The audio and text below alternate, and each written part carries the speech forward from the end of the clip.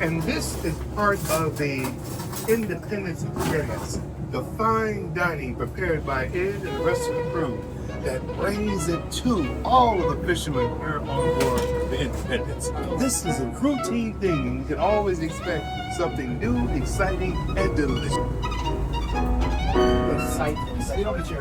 Oh, look at that. Oh man. Guys, we're not at Ari's.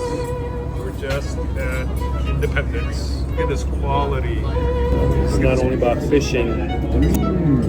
Yeah, you might just only get shrimp. I'm sorry.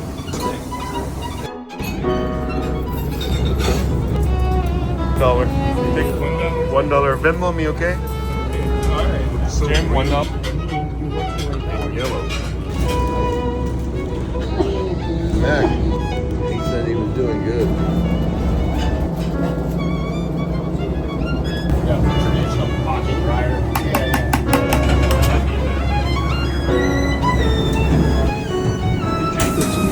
Only on the Independence.